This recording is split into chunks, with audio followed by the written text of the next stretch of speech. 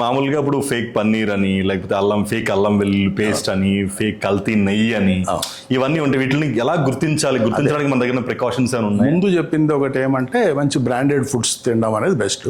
పోతే ఏమంటే మనం డే టు డే వాడే ఫుడ్స్ లో అడల్ట్రేషన్ కనుక్కునేదానికి ఏం చేశారంటే వీళ్ళు FSSAI అని ఒక organization, food safety and standards authority of India, వాళ్ళ వెబ్సైట్ పోతే వాళ్ళు ఒక టేబుల్ ఇచ్చారన్నమాట. టేబుల్ లాగా ఇచ్చి ఏ ఫుడ్ లో అడల్ట్రేషన్ ఉంటే ఎట్లా కనుక్కో, సింపుల్ గా ఇంట్లో పెద్ద పెద్ద కెమికల్స్ అవి లేకుండా మన ఇంట్లో ఉన్నటువంటి వాటితోనే నీళ్లలో వేయడము, వేడి చేయడము, ఇట్లాంటి టెక్నిక్స్ తో అడల్ట్రేషన్ ఎట్లా కనుక్కోవచ్చు అనేది వాళ్ళు టేబుల్ ఇచ్చారు.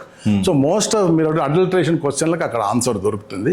జనాలు చూడడం వల్ల జనం అవేర్నెస్, వాళ్ళ వెబ్సైట్ లో ఉంది ఆ టేబుల్, అది చూడొచ్చు. అండ్ చాలా రీసెంట్ గా కూడా సెంట్రల్ గవర్నమెంట్ చాలా ఫుడ్ ని బ్యాన్ చేసింది, లైక్ మ్యాగీ అండ్ కొన్ని అన్ని బ్రాండ్స్ కూడా బ్యాన్ చేసింది. అలాగే కొన్ని ORS ఏదో ఉంది, అంటే మామూలుగా షుగర్ డ్రింక్, దానికేమో ORS ఏదో సంథింగ్ ఏదో బ్రాండింగ్ చేసి అమ్మేస్తుంటారు.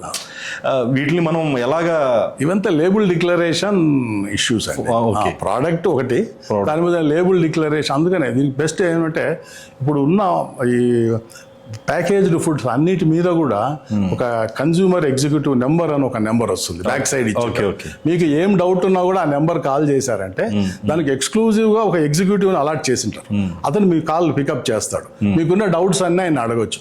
మీరు ఈ హెల్తీ ఆస్పెక్ట్ ఉందని రాస్తున్నారు మీ ప్రోడక్ట్ లో, ఏముంది, ఎందువల్ల ఈ హెల్తీ బెనిఫిట్ మీ ప్రోడక్ట్కి వచ్చింది, ఎంత ఉంది, మీకున్న డౌట్స్ అన్ని క్లారిఫై చేసుకోవచ్చు. ఆ కన్జ్యూమర్ ఎగ్జిక్యూటివ్ నెంబర్ మీనింగ్ అదే అనమాట.